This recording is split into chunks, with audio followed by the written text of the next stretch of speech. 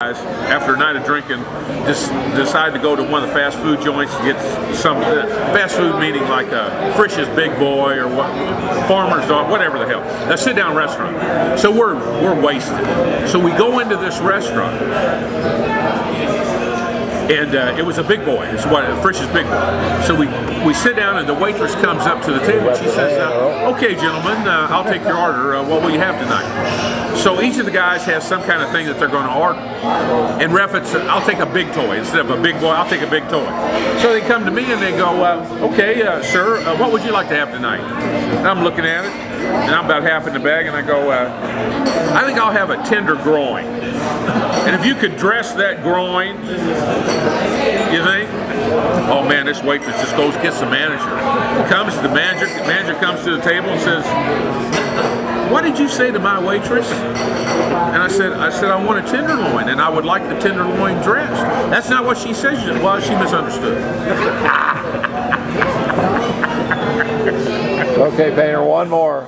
Okay, one more. Your dad and I go to a restaurant one night. That'd be okay. Your dad and I go to a restaurant one night after we've been drinking and partaking of the herbs. And we sit down at this restaurant, and I said, "Hey, Dan, go ahead and order whatever you want.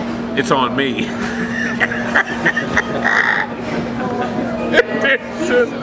It's on. No, you don't have to pay. Nah, it's on me. I said, "Because I'm not going to pay either." So we're both going to order the max, whatever. He says, "How you going to do that and not pay?" I said, "Here's my story. Here's what we're going to do. We're going to order. We're going to have these two great meals. And once the meal is done, I want you to walk out of the place, and I want you to go over that. I want you to go over to the service station across the street, and I want you to go into that service station. They're working on this car, and I want you to act like that it's our car. And you look up at the car like you're caring about what's going on. I'm going to go up the cash register, and when it comes time to pay the bill, I'm going to go, 'Oh damn, I left my wallet. I left my wallet in the car. You see that guy over there in the car? That's my car up on the lift. Let me walk over there and get my wallet out of the car." So I've got it all planned out. So your dad leaves. He walks across the street. He goes to the service station, and he goes in the thing. He's looking at the car. So I go to the cash register, and I tell the woman, "Dan, my wallet. They're working on the car right there. Could I go over there?" And she says, "Stop! You're not going anywhere. I know what you're doing. You're trying to get out of here and trying to steal these goddamn meals. You're not going anywhere." And I go, "Oh yes I am," and I bolted. So I bolt out of the place, and your father's looking at me bolt out of the place, and he goes, "Son of a bitch! What were you going to do? Just leave me standing at the goddamn station?" Because we'd parked a couple of blocks away. So One that's more. one on your dad. Your dad had nothing to do with it. It was on me. Custer on the roof. What? Custer off the roof. That's the one I was waiting for. Custer off the roof. Custer, I don't know what is that? Custer off the roof. You're guilty. You're guilty. What's that? You're fired. The ideal. Oh, Custer! Oh, pudding off Whatever. the roof. Pudding off. Oh yeah. I'm working for Ideal Milk. It was a milk company here in Evansville called Ideal Milk. And I was working there part-time. I was in college. I'm working part-time. So one night, me and this one guy think it's a great idea, because he's got all this chocolate powder. We think it's a great idea to mix it up to where the consistency it's like a pudding.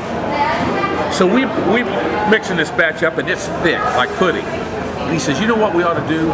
We ought to go up on top of the roof and just take handfuls of this pudding, and as people go by, throw it on them." And I go, "That's right. That's a great idea. Let's do that." So we're standing on top of the roof of the Ideal Milk building, and we're looking down. And this guy, he pulls up to park, and there was a movie house called the Lowe's Theater that wasn't too far from the place. So he pulls up, and they're all decked out. She's all dressed up for the date and what have you.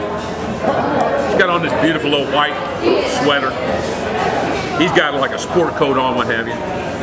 So he gets out, he opens the door and lets her out. And so they start to walk right in the area. We're looking down and going, "This is it, this is it." Bam! Throw a couple of handfuls of pudding right on them, and they look up. a big on her face, on her clothes. Holy shit. So we go. We better get back inside because I think these people might want to take some action here.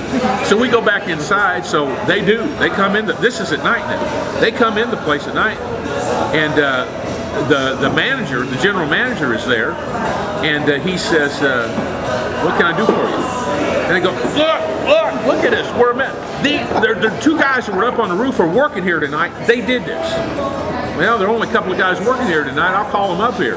So we go up there, and they go, and I had on this red, like a red sweatshirt on right now. And they go, that's the guy, that's the guy. Because I was an idiot to look over if I'd hit my target. And they saw this red, that's the guy, that's the guy. What do you know about? I don't know anything about it. I don't know what they're talking about. I've been working here all night. I'm about ready to leave. Goodbye. So I leave. So a couple of days later, the vice president of personnel calls me in the office. And he says, there was something that has been reported here that took place here the other night. What do you know? You know anything about some chocolate pudding that hit a couple of people trying to walk to a movie and you got them all messed up, what have you? Nah. I mean, I know the people that they came in here. They said I did. I don't know anything about it. You're fired.